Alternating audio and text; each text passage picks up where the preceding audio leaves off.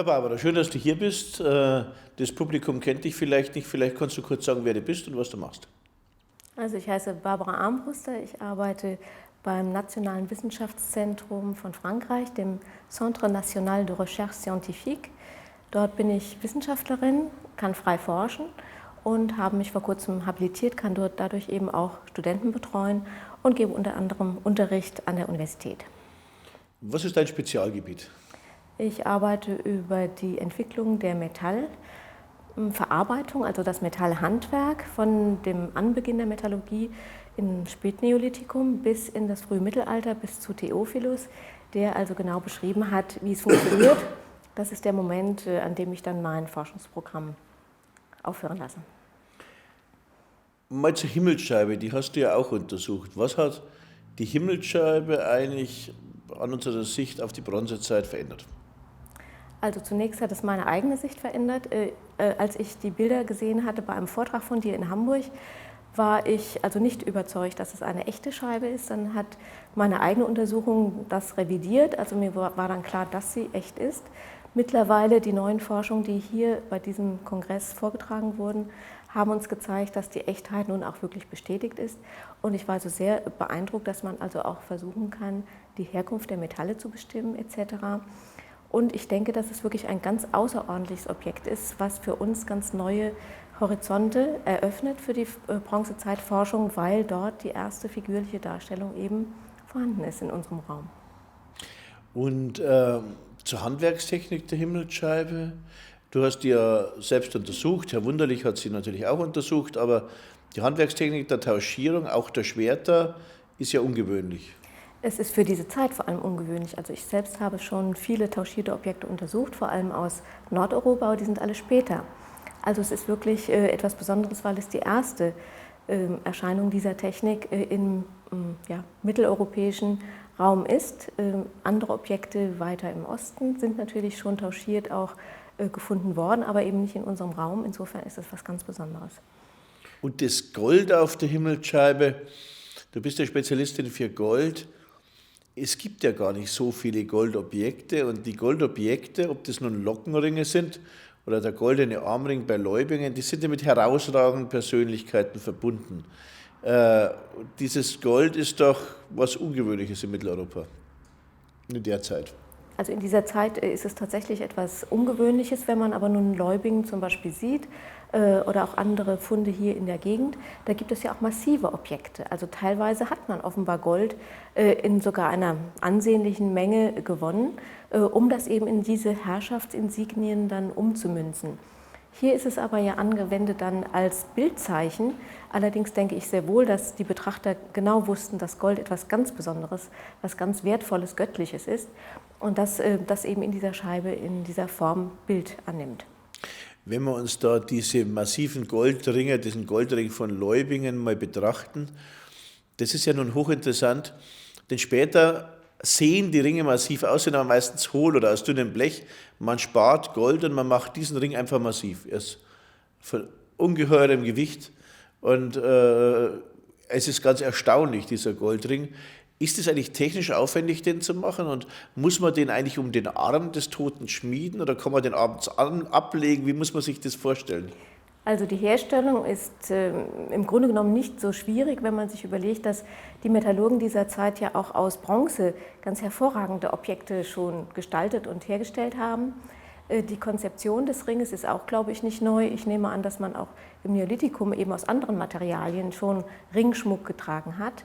Die Ausführung ist aber etwas Besonderes, was die Verzierung betrifft, weil die wurde eingemeißelt, eingearbeitet mit Punzen und Meißeln. Und das ist schon schwierig, wenn man die Technik nicht beherrscht, vor allem weil es auf einem massiven Grund ist. Wenn man das auf einer dünnen Blechsache macht, dann ist das viel einfacher, aber das ist schon also was Besonderes auf jeden Fall.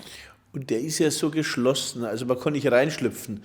Wie muss man sich das vorstellen? Ist der dann auf den Arm dieses Mannes geschmiedet und da er immer da ist als Herrschaftssymbol? Ich erinnere jetzt nicht, was die Öffnung ist. Kannst du mir das sagen? Die Öffnung ist relativ eng, das sind vielleicht 3 Zentimeter. Das ist natürlich sehr wenig. Also ich habe die Erfahrung gemacht in Afrika, dass die Leute Armschmuck tragen oder auch Halsschmuck, der sehr eng ist. Und ich dachte immer, wie kann man das anziehen? Dann wurde mir erklärt, dass man also zwischen Elle und Speiche eben das eine Ende des Ringes einklemmen kann und dann windet er sich selbst um den Arm. Ja. Und am Hals geht es eben also hier, an diesem Teil des Halses, Ja. dass man also sehr enge Halsringe dann auch um den Hals bringen kann. Na, ich dachte, bei Dieska ist ja der eine Ring aufgebogen, der ganz ähnlich ist. Das stimmt. Darum dachte man, vielleicht haben wir den Toten sozusagen abgenommen. Das ist möglich, ja. Wird es dann kalt ausgeschmiedet, wenn man das mit Punzen macht bei dem Armring, oder wie wird das gemacht? Also insgesamt kann man sagen, dass Edel- und Buntmetallverarbeitung, das ist also Silber, Gold, aber auch Kupferlegierungen, die werden, wenn sie plastisch verformt werden, immer kalt verarbeitet. Allerdings bei dieser Verformung wird das Metall ganz spröde und hart, vor allem wenn es stark verformt wird. Und dann kann man es glühen, und zwar in Rotglut, richtig rotfarben. Und das entspannt sozusagen die innere Metallstruktur. Dann lässt man es abkühlen und verarbeitet es weiter. Also man bearbeitet es kalt, es gibt aber immer wieder Phasen des Glühens. Also das heißt, wenn ich so einen Lockenring mache zum Beispiel, dann muss ich immer wieder glühen, weil ich muss den ja ziemlich schmieden, dass der so rund wird. Ja, vor allem muss man erstmal den Draht herstellen. Also man gießt einen Barren und der wird dann verformt durch plastische Verformung in einen Draht. Da schmiedet man erstmal einen Vierkantdraht, dann schmiedet man über die Kanten. Es gibt dann also einen Draht mit einem achteckigen, oktogonalen Querschnitt und dann kommt man bis zum runden Querschnitt, wenn man immer wieder über die Kanten schmiedet. Und es geht immer so weiter bis zum Runddraht oder auch zum Rundstab. Da muss aber der Amboss ja wahnsinnig scharf und präzise sein. Da muss man sehr, sehr präzise sein, genau. Was sind das für Ambosse, die Leute benutzen? Also es gibt aus der frühen Bronzezeit ja leider bisher nur diese Steinwerkzeuge, die man kennt. Nun habe ich in Norddeutschland zusammen mit Frau Freudenberg Experimente durchgeführt mit Steinwerkzeugen und das geht sehr gut. Dazu muss ich sagen, ich bin ja selbst Goldschmied und habe eine Werkstatt und arbeite eigentlich mit Metallwerkzeugen. Aber die Umstellung für mich, nun mit Stein zu arbeiten, war überhaupt kein Problem. Das geht sehr gut. Das heißt, wir haben ja in Leubingen den sogenannten Cushion Stone, so einen Kissenstein, relativ groß, damals vom Ausgräber als keltischer Schleifstein interpretiert.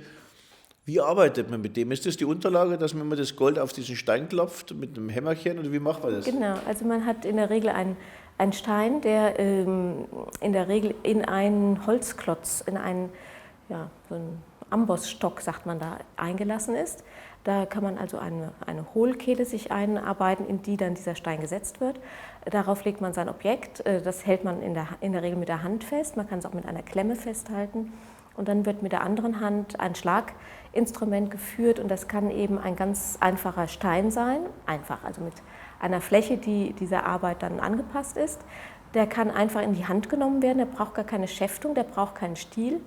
Also das kann man, habe ich gerade in meinem Vortrag gezeigt, in Ägypten an Wandmalereien sehen. Wie lange würdest du schätzen, braucht man für so einen goldenen Armring? Wie lange würdest du da brauchen? Ach, ich würde mal sagen, so einen Vormittag. So schnell geht das? Ja, man gießt ja in der Regel schon mal einen Stab, also einen Stabbarren. Das heißt, er hat schon eine längliche Form. Man geht ja nicht von einem unförmigen Klumpen aus, sondern man gießt einen Barren und dieser Barren wird dann durch Hämmern weiter verformt. Und jetzt bei dem Leubinger Ring, auch das wird also dann mit dem Hammer auf dem Amboss ausgeschmiedet und dann, bevor er in die Armringform gebogen wird, wird er zunächst verziert. Das macht man also noch, wenn er eine stabförmige Form hat. Und dann wird er eben auf einem Holz, das eine Kuhle hat, mit einem anderen Holz und einem Hammer gebogen. Er ist ja sehr massiv, das kann man nicht einfach so mit der Hand biegen, sondern da braucht man richtige Kräfte.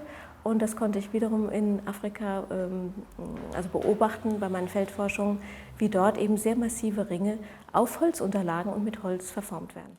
Ja, du erwähntest Afrika, das heißt, auf der Suche nach alten Handwerkstechniken, die ja immer mehr verloren gehen. Weltweit verlieren wir ja mit der Plastikkultur die Handwerkstechniken. Wenn es nur die Handwerkstechnik ist, einen Stuhl zu bauen. Bist du sozusagen zu den Letzten gereist, die das weltweit noch mit einfachen Werkzeugen machen, nach Afrika? Und wo warst du da und was hast du dort erlebt? Also ich war ein ganzes Jahr in Westafrika, in Mali und in Burkina Faso, habe dort mit Goldschmieden gearbeitet, aber auch mit Eisenschmieden, die die Werkzeuge für den Goldschmied herstellen. Ich habe mit Bronzegießern gearbeitet, die also ja, ich sag mal, Schrott einschmelzen und daraus wunderbare Objekte herstellen.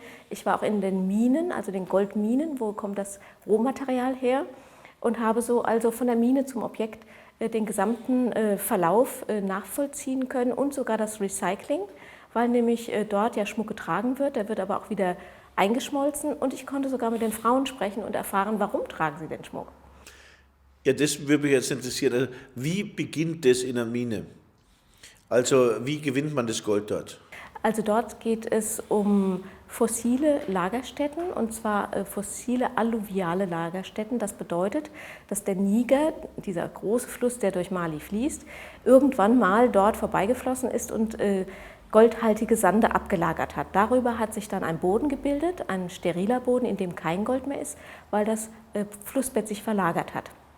Heute gehen nun die Bergleute in die Erde. Sie machen sozusagen Schächte wie auch für Brunnen, und die aber in einem Abstand von 2,5 Meter Entfernung. Diese Schächte werden rund abgegraben, und zwar mit einer Hacke. Und es kommt auf die Größe des Hauers an, also dieses Handwerkers, der entweder als Rechts- oder Linkshänder eben in einer Richtung sich dreht und immer weiter abgräbt. Dann wird erst das Taubematerial gefördert, und das machen sie mit Kalebassen, die an Seile befestigt sind. Und dann, sobald man die goldführende Schicht erreicht… Wie tief liegt die? Das geht von 2 bis 7 Meter. Also das geht manchmal ganz schön tief runter.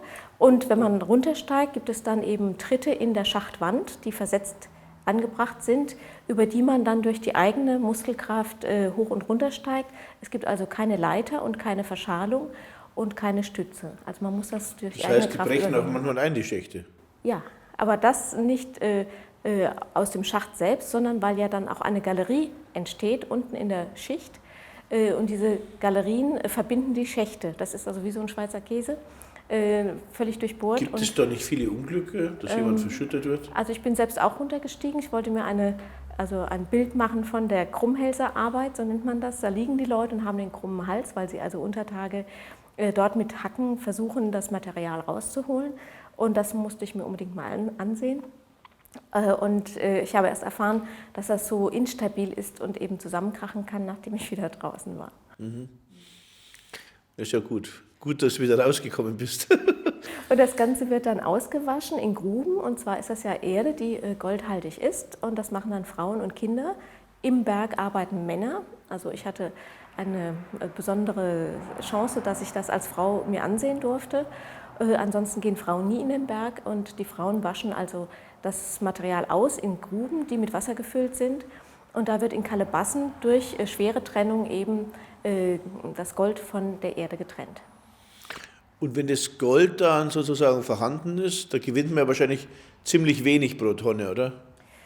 Ja, es ist also so wenig, dass es die Industrie nicht interessiert. Ich kann jetzt nicht genau sagen, wie viel Gramm pro Tonne das sind. Auf jeden Fall gibt es in der Nähe auch russische und kanadische Firmen, die das abbauen, aber in diesem Bereich ist wohl nicht genügend für den industriellen Abbau. Aber die Leute leben davon, und es gibt genügend Gold, was dann eben transportiert wird von einem Goldhändler in ein Gebiet, in dem traditionell Gold verarbeitet wird. Das ist nämlich nicht dort, wo das Gold gewonnen wird. Und wo wird eigentlich der Gewinn abgeschöpft? Gewinnen die, die es abbauen, am meisten? Gewinnt der Händler am meisten? Gewinnt der Verarbeiter am meisten oder der Endverkäufer? Also ich denke, dass es der Händler ist. Also die Leute, die das fördern, tragen selbst überhaupt keinen Goldschmuck und sind sehr schlicht und arm. Aber sie leben ja davon, also sie sind jetzt nicht völlig verhungernd. Derjenige, der das transportiert, ist eben der Mittler zwischen dem Minengebiet und der Verarbeitung. Das findet im Niger-Binnendelta statt. Dort gibt es eben reiche Viehzüchter, die große Viehherden haben, und das sind eben die Viehherden, die ihnen die Mittel verschaffen, um das Gold zu kaufen und verarbeiten zu lassen. Das ist ja toll. Und wenn dann das dort verarbeitet wird und verkauft wird, dann überwiegend als Frauenschmuck. Ja, es ist Frauenschmuck heutzutage. Also es gibt für die Männer gibt es einfache Ringe, die aber heutzutage als Muslims dazu dienen, eben den Mann, falls er weit von seiner Heimatstätte zu Tode kommt, dass er begraben werden kann, also dass dieser Ring dafür verwendet werden kann. Wo wird der getragen? Der Ring als Armring, oder? Nein, das ist ein Fingerring. Ein Fingerring. Es werden aber auch Armringe getragen, allerdings am Oberarm und man sieht sie nicht. Sie sind allerdings aus Stein gefertigt. Die sind also wie von einem Steinmetz geschlagen. Das sind also geschlossene, runde Schieferringe, die Glück bringen und also das Unheil abwenden. Und wie sieht der Schmuck der Frauen aus? Die Frauen tragen Schmuck, der mit bronzezeitlichem Schmuck vergleichbar ist. Deswegen bin ich auch eben zu Feldforschungen nach Afrika gegangen, um eben diese Techniken zu erlernen. Ich bin selbst Goldschmied, habe eine Werkstatt, bin professionell, aber diese Techniken kannte ich nicht und habe es eben dort erlernt. Und diese Frauen tragen kleine tordierte Ringe im Haar, an der oberen Ohrmuschel, in der Nase, manchmal auch am Hals, also mit einem Lederriemen befestigt. Dann tragen sie große Ohrringe, die wiegen manchmal also ein halbes Kilo als Paar, sind also sehr groß, sehr schwer.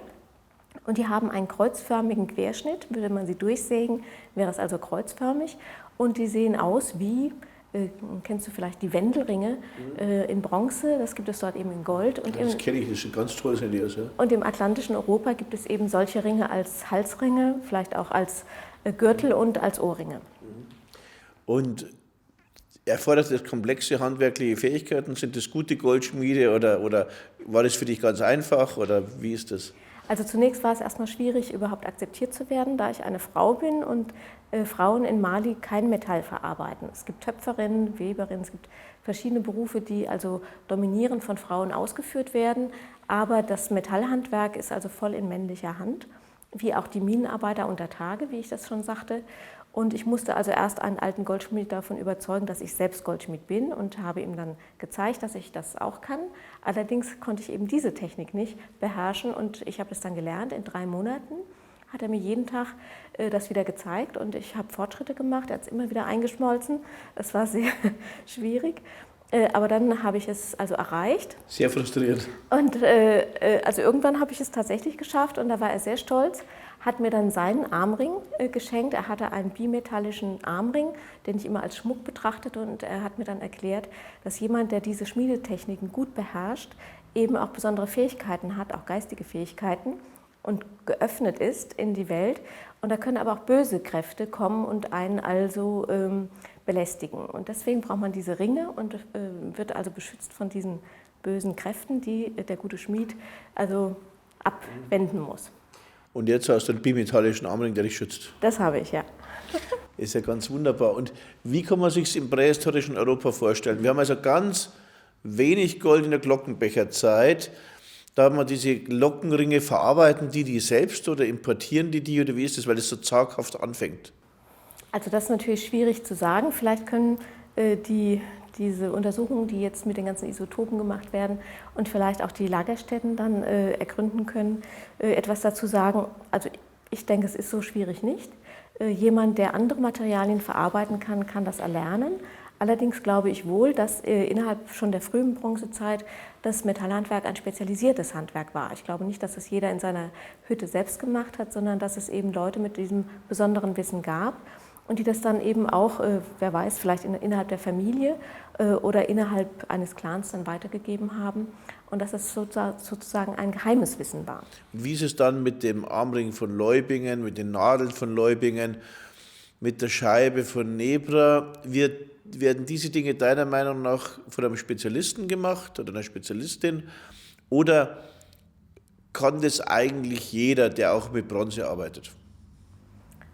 Also ich denke, dass ein Bronzeschmied, also Bronzeverarbeitung ist ja nicht nur das Gießen, sondern auch das Schmieden, auch gegossene Objekte werden nochmal überschmiedet, dass rein vom Handwerklichen her ein Bronzearbeiter sehr wohl Gold verarbeiten könnte und auch andersherum. Ich glaube aber trotzdem, dass es getrennt ist, weil es so ein sehr wertvolles Material ist. Und sagen wir mal, die Bronzeschmiede waren ja auch, oder die Bronzegießer nennen wir sie lieber, Schmiede sind mit Eisenerz verbunden. Die Bronzegießer sind ja auch spezialisiert. Das ist ja auch ein komplexes, spezialisiertes Handwerk. Ja. Und die Himmelsscheibe, wenn du die anschaust, also es ist eine ganz neue Technik mit dieser Tauschierplattierung und die auszuschmieden. Aus so einem 15, 20 Zentimeter Stück ist auch nicht so einfach, aber dennoch wirkt sie etwas roh. Ist es ein professioneller Bronzegießer gewesen, der die macht, oder kann das sein, dass der Herrscher selbst beschlossen hat, ich mache jetzt die Himmelsscheibe? Nein, das glaube ich nicht. Also jemand, der nicht lange Zeit das Metallhandwerk erlernt hat und das Schmieden beherrscht, kann auch eine solche Scheibe, auch wenn du sie nicht als absolut perfekt empfindest, nicht herstellen. Also auch ich als moderne Goldschmiedin habe in Mali erstmal lernen müssen, wie man regelmäßig dicke Platten oder Bleche oder auch Drähte herstellt. Ich habe eine Walze in meiner Werkstatt, ich walze das da durch und dann ist das alles einfach hergestellt, und das ist also etwas, was sehr viel Übung und Zeit braucht, bis man das lernt. Wenn man es dann kann man sich fast unterhalten und das nebenher machen, aber man muss eben diese Meisterschaft erstmal erlernen. Das heißt also, wenn sich unser Fürst ausgedacht hat, die Himmelsscheibe, die ich übrigens perfekt finde, ästhetisch und intellektuell, handwerklich ist ja auch gut, aber man könnte sie sich noch perfekter denken, dann hat er sich einen Auftrag gegeben, und er muss ja dem Handwerker das Bildprogramm nicht erzählen, er muss ihm nur aufmalen letztlich. Und dann ist es eine ziemliche Handwerksarbeit.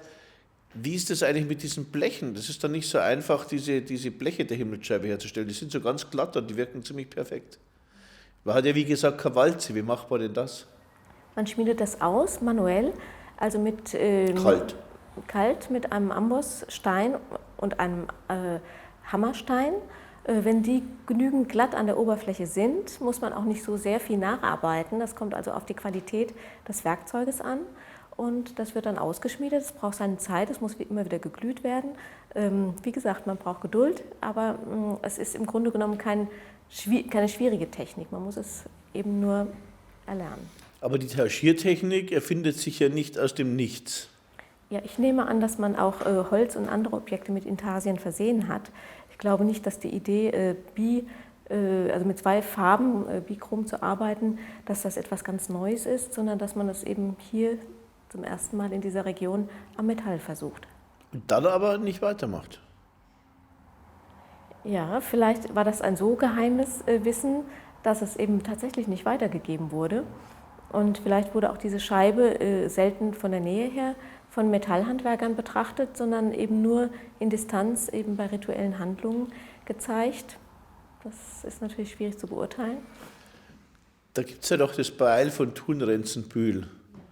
Das ist ja auch so kompliziert mit diesen Goldstiften und auch so singulär, genauso wie Marais de Nantes, dieses Schwert. Also wir haben so ein paar so singuläre Dinge, aber das scheint sehr, sehr exklusiv gewesen zu sein. Also ich frage mich natürlich, ob solche Objekte nicht trotzdem auch in nächster Zeit auch an anderer Stelle erscheinen können. Also ich habe in meiner beruflichen Laufbahn schon mehrfach Objekte untersucht, die Einzelstücke sind, von denen ich zunächst immer dachte, das kann nicht sein, wie auch jetzt die Scheibe von Nebra, aber auch andere Objekte. Und die einfach durch vermehrte Grabungstätigkeit, also Bautätigkeit und verbunden damit Grabung und eben diese Detektorbegehung aus dem Boden kommen, ja entdeckt werden. Und dass unser Fundbestand einfach sich anreichert an diesen Luxusgütern, die ja so einzigartig sind, aber vielleicht gar nicht so einzigartig waren. Wie schaut es eigentlich aus mit der Bronzemetallurgie? Du hast gesagt, du hast dich auch um die Bronzemetallurgie gekümmert.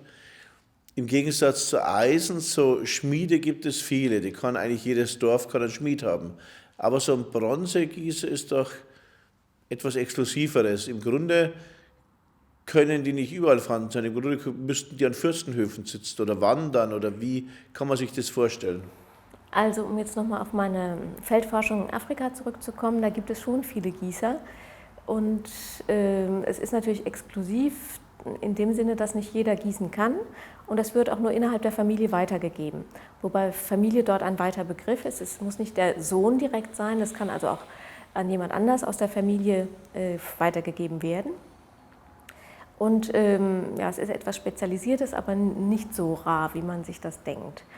Was du nun aber sagst, dass es wahrscheinlich an einen Fürstenhof gebunden ist, das kann ich mir schon vorstellen, weil man sich ja denken kann, dass zu dieser Zeit diese Materialien einfach so selten waren. Ich glaube nicht, dass man so viel Schrott hatte wie heute in Afrika, wo man also an vielen Stellen diese Metalle verarbeiten kann, sondern das war auf bestimmte Handelssysteme angewiesen. Man musste die Kontakte haben, man musste dieses Material beschaffen können und das war alles kontrolliert und ich nehme an, dass es eben von den sogenannten Fürsten kontrolliert wurde und dass auch der Handwerker in dieser Kontrolle stand. Ich saß mal mit Kollegen Ransbach und Flemming Kaul beim Grillen im Garten von Flemming Kaul in Kopenhagen. Und wir spekulierten über was ganz Interessantes. Ich glaube, Ransbach oder Flemming Kaul, die haben gemessen, 900 Kilo Bronze sind im Nationalmuseum in der Bronzezeit verwahrt. Und haben gesagt, das ist eigentlich nicht viel. Dann sagte der eine, ja, wer glaubt, dass höchstens ein Hundertstel der Bronze überliefert ist, der Rest wird eingeschmolzen und recycelt. Und der andere Kollege sagte, niemals, höchstens ein Tausendstel. Das heißt, wir wissen eigentlich gar nicht, wie viel verloren geht. Wir könnten höchstens sagen, das Mitterberg-Bergwerk emittiert so und so viele Tonnen und so viel Gramm haben wir im Schnitt. Das wäre eine Möglichkeit. Und beim Gold ist es immer so, dass ich zu den Leuten sage, in eurem Ehering ist wahrscheinlich ein atombronzezeitlicher Fürstenringe oder irgendetwas. Das wird immer wieder aufgeschmolzen. Was denkst du, welcher Prozentsatz, wie viel wird umgeschmolzen? Gibt es da irgendeine Idee? Also das ist sehr schwierig zu beurteilen, aber ich möchte mal ein Beispiel geben, was jetzt nichts mit der Bronzezeit zu tun hat. Ich habe gerade ein Buch veröffentlicht über das Wikingergold von Hiddensee, zusammen mit meiner Kollegin Eilbracht von der Universität in Berlin.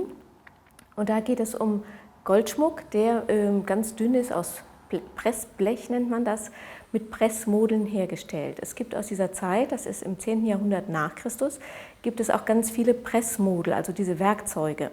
Es gibt aber kaum einen Schmuck, der zu einem Model passt. Und wenn man ein Model herstellt, möchte man damit viele Schmuckstücke fertigen, sonst macht das gar keinen Sinn, einen bronzenen Pressmodel herzustellen. Das heißt, es müssen Tausende von diesen Schmuckstücken existiert haben und wir haben also nur einen ganz geringen Bruchteil. Es ist wie ein Druckstock oder was? Genau.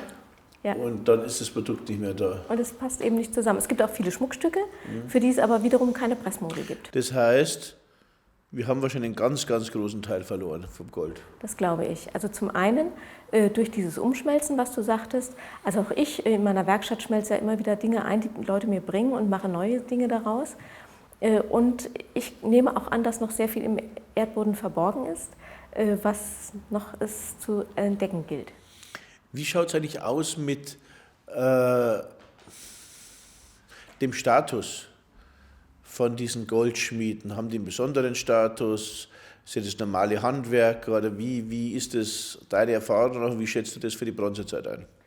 Also für die Bronzezeit bin ich der Ansicht, oder als die Hypothese, meine Hypothese zu dieser Frage ist, dass es Leute sind, die eine hohe Achtung genießen. Sie haben spezialisiertes Wissen. Ich glaube, dass das reine Aufzeichnen eines Motivs nicht unbedingt ausreicht. Ich glaube, dass die Feinschmiede dieser Zeit sehr wohl mit denjenigen, die wir als Fürsten bezeichnen, wenn sie nicht identisch waren, doch einen engen Kontakt hatten und dass sie eben um dieses sakrale Wissen auch wussten, dass sie das kannten.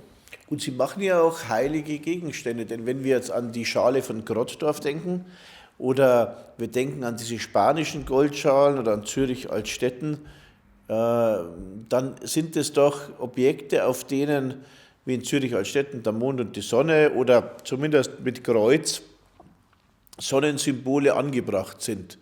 Und dann machen sie ja was Heiliges. Ist das eigentlich, verlangt es besondere Fähigkeiten, diese Goldschalen zu machen? Mir scheint das komplex zu sein. Wird das einfach über einen Amboss ausgeschmiedet oder wie macht man das? Also jemand, der schmieden kann also zunächst eine Platte herstellen, siehe Nebra. Wenn man nun aber zum Beispiel auch die Nebra-Scheibe weiterschmieden würde mit besonderer Technik, man muss dann wissen, wo man schlagen muss und welche Oberfläche, welche Rundung, welche Wölbung das Gerät, also das Werkzeug haben muss. Da kann man also ganz einfach, sage ich nun mal, ein Gefäß schmieden. Man nennt das ein Gefäß auftiefen, weil man also bei einer Platte dann in der Mitte der Platte mehr schmiedet als am Rand. und dann wölbt sich das Ganze. Ja? Und das ist also eine Technik, die man auch erlernen muss, aber es ist also keine Zauberei. Das wurde sehr gut beherrscht, man hat sogar sehr, sehr dünnwandige Gefäße. Wo ich jetzt nochmal drauf zu sprechen kommen wollte, in Verbindung mit dem, was du mit Herrn Ransburg und mit Herrn Kaul besprochen hattest, ich habe also sehr viel nordisches Gold und auch Bronze untersucht. Und wenn ich es recht verstanden habe, gibt es in Dänemark und Schweden ja gar keine Lagerstätten. All dieses Metall ist ja da irgendwie hingekommen. Ja? Und da frage ich mich, wie diese Dinge verhandelt werden. Ist es das Rohmaterial oder sind es die Objekte und gegen was wird das überhaupt eingetauscht? Also das kann ich beantworten. Es wird das Rohmaterial geliefert, bis auf wenige Ausnahmen. Und es werden neue eigene Objekte gemacht. Und das ist eine uralte Frage, wogegen es eingetauscht wird. Felle, Bernstein, Sklaven. Es gibt nicht so viel im Norden, was man im Süden braucht. Und ich glaube, ein Geheimnis Mitteldeutschlands ist es, dass in der Frühbronzezeit, in Aunjetitz, die es schaffen, diesen Weg zu kontrollieren. Und die kontrollieren den Weg der Bronze nach Norden und des Bernsteins und der anderen Dinge nach Süden. Und wie bei den Händlern wird hier vielleicht ein Mehrwert abgeschöpft, der dann in der Region bleibt. Das könnte einer der Gründe sein. Der Norden hat aber tatsächlich ein Rohstoffproblem, vor allem in Bezug auf Kupfer, aber natürlich auch in Bezug auf Zinn, das wir alle nicht haben, das aus Cornwall oder aus dem Erzgebirge kommen muss. Wir wissen jetzt aus Cornwall. Ja, ich fand das wahnsinnig spannend und ich hätte eine Frage. Du bist jemand, der dauernd mit Goldfunden umgeht, für den Goldfunde tägliches Brot sind. Ein normaler Archäologe findet selten Gold. Was würdest du dir als Fund bei einer Ausgrabung wünschen? Also ich würde mir wirklich wünschen, mal eine bronzezeitliche Feinschmiedewerkstatt zu finden.